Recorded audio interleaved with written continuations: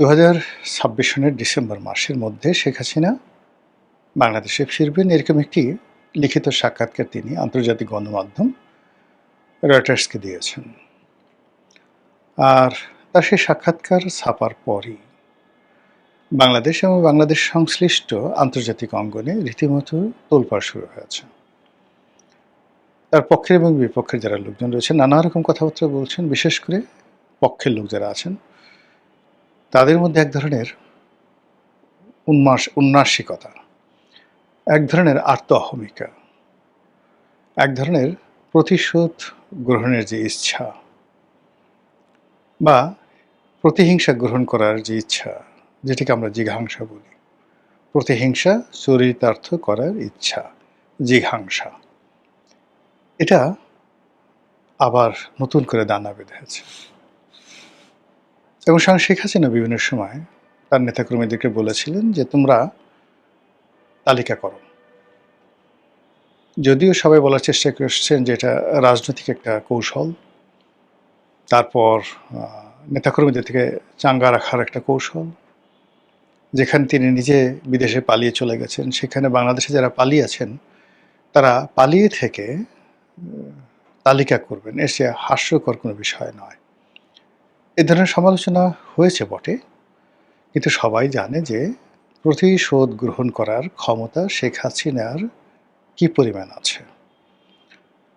ফলে কি হলো যে তার ১৭ বছরের শাসন, তার আগে ৫ বছরের শাসন ৯৬ থেকে ২০০১, তার আগে বিরোধী দলীয় নেত্রী হিসেবে তার যতটুকু ক্ষমতা ছিল সেই ক্ষমতা দেখিয়ে তিনি ছাত্রলীগকে ব্যবহার করে, যুবলীগকে ব্যবহার করে যেভাবে রাজপথে সন্ত্রাসের রাজত্ব কায়েম করতেন, সেই সন্ত্রাসের রাজত্বের কাছে এরশাদ শাহী থেকে শুরু করে প্রথম জমানায় সেই বেগম জিয়ার যে শাসনামল ৯১ থেকে ৯৬, তারা কিন্তু সবাই শেখ হাসিনাকে ওইভাবে ভয় করতেন যে তিনি সব কিছু করতে পারেন।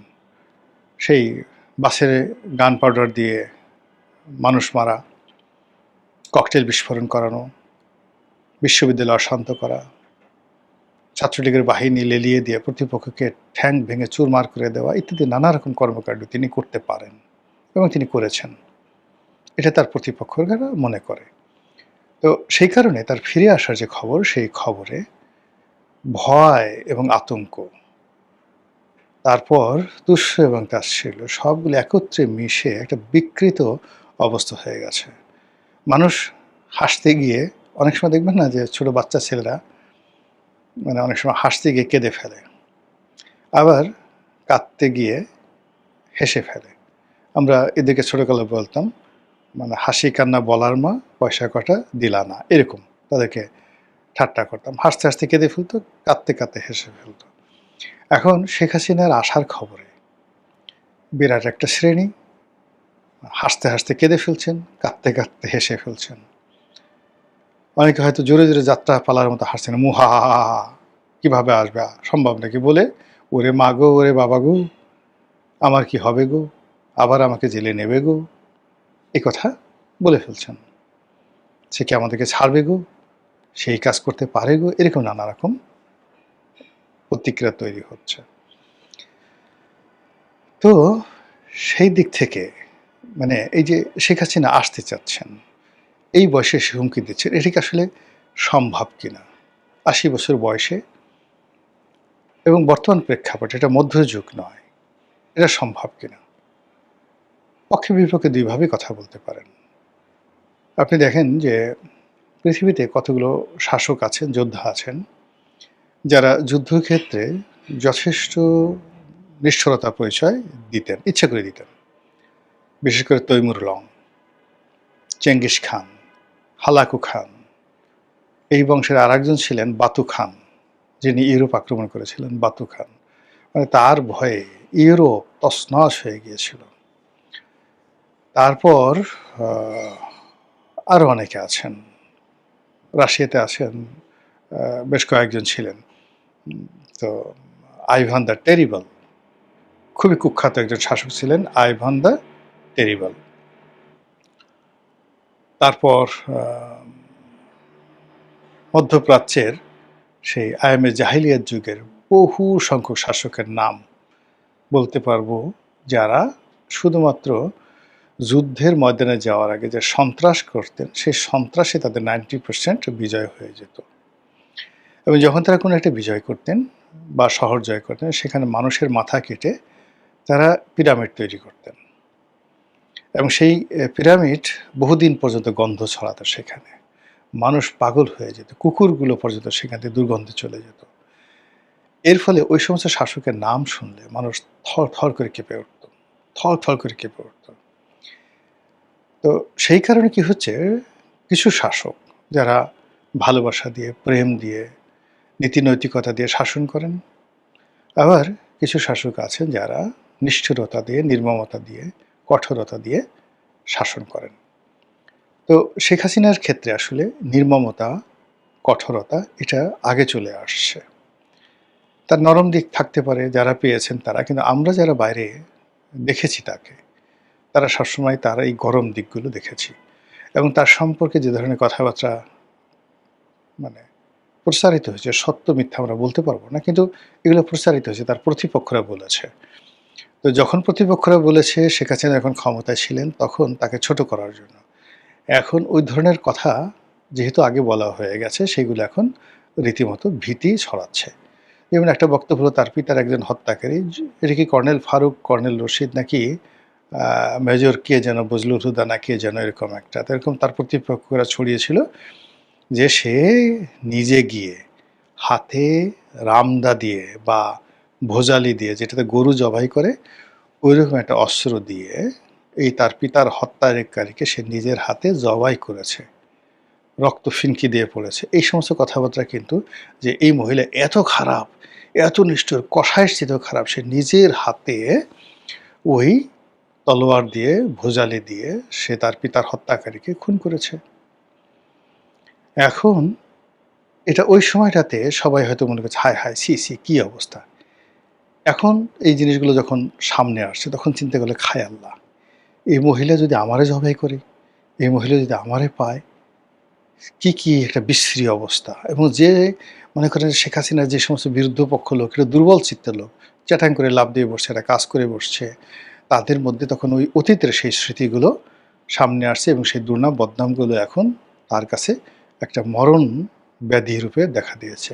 সারাদিন সে শুধু ইন্নালিল্লাহ ইন্নালিল্লাহ বলছে।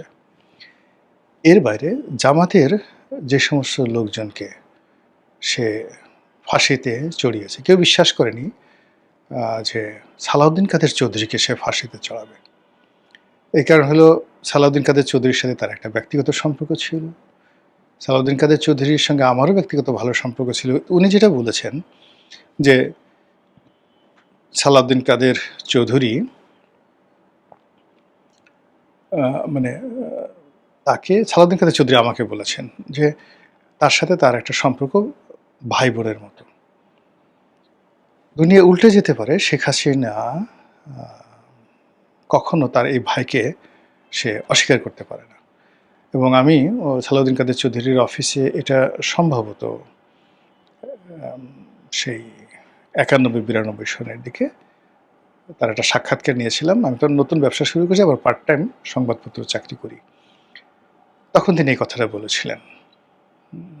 এটা চিত্রবাংলার জন্য সাক্ষাৎকার নিয়েছিলাম।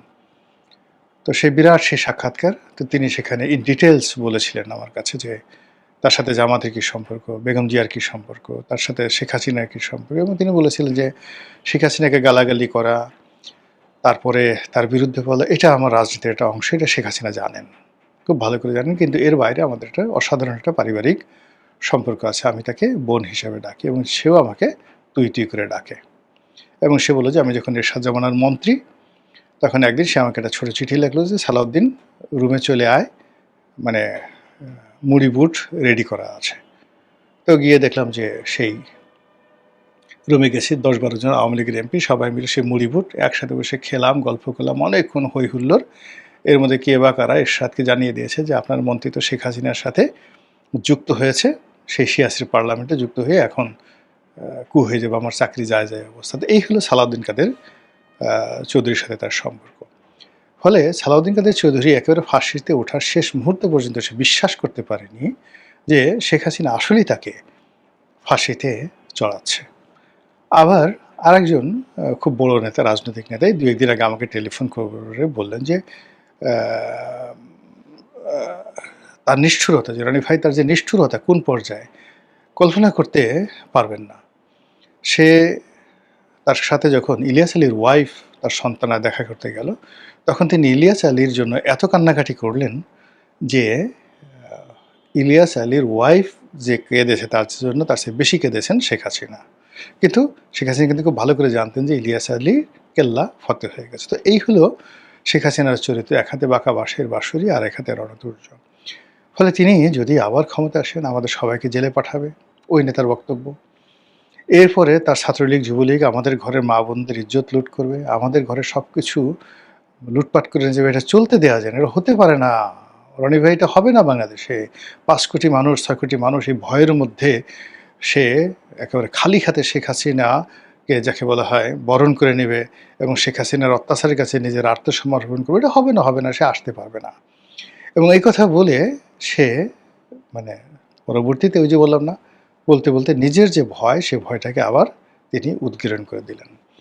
তো সার্বিক দিকে থেকে যেটা মনে হচ্ছে যে শেখ হাসিনা অত্যন্ত সুস্থ জ্ঞানে, সুস্থ মস্তিষ্কে, একেবারে ধীরস্থিরভাবে তিনি বর্তমান সরকারকে এবং তার বিরুদ্ধ পক্ষ যারা আছে তাদেরকে ভয় দেখানোর একটা পরিকল্পনা গ্রহণ করেছেন।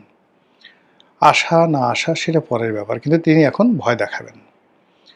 যতক্ষণ পর্যন্ত আন্তর্জাতিক মিডিয়া তাকে মাথায় করে না আসবে, যতক্ষণ পর্যন্ত ভারতীয় কর্তৃপক্ষ তাকে পরিত্যাগ করবে না এবং যতক্ষণ পর্যন্ত তিনি বার্ধক্যের করাল গ্রাসে তিনি ছিন্ন বিচ্ছিন্ন ক্ষতবিক্ষত হবেন না, ততক্ষণ পর্যন্ত তিনি এভাবেই ভয় দেখাতে থাকবেন। যেভাবে অতীতে চেঙ্গিস খান ভয় দেখিয়েছেন, যেভাবে হালাকু খান ভয় দেখিয়েছেন, যেভাবে তৈমুর লং ভয় দেখিয়েছেন, এভাবে শেখ হাসিনা ভয় দেখাবেন। এখন আমরা সেই ভয় পেয়ে যদি চিত হয়ে পড়ে যাই, সেটা তো আমাদের ব্যাপার। এজন্য তো আর আপনি শেখ হাসিনাকে দায়ী করতে পারেন না। শেখ হাসিনা বলে যে, "আমি তো এরকমই। আমি তো সারা জীবন ভয় দেখাই আসছি। ভয় দেখাতে আমার ভালো লাগে। হরলিক্সের মতো আমি এমনি, এমনি ভয় দেখাই। সারা জীবন আমি ভয় দেখিয়েছি। আমি সবসময়ই এভাবে কথা বলি। তোমরা ভয় পেয়েছো কেন? আমি তো আমার মতো করে বলছি। তোমাকে ভয় পেতে কে বলেছিল?" তো কাজেই তিনি তার মতো তার কাজ করে যাচ্ছেন। এখন আপনি, আমি, আমরা যারা আছি, আমরা কি করব না, না করব, এটাও আমাদের একান্ত ব্যক্তিগত বিষয়। অর্থাৎ আমরা ভয় কি পাবো নাকি রুখে দাঁড়াবো? আমরা কি ঐক্যবদ্ধ হব নাকি ছিন্ন বিচ্ছিন্ন হয়ে শুধু দৌড়াতে থাকবো? মহান আল্লাহ আমাদের সবাইকে হেদায়েত দান করুন এবং হেফাজত করুন। আসসালামু আলাইকুম ওয়া রাহমাতুল্লাহি ওয়া বারাকাতুহু।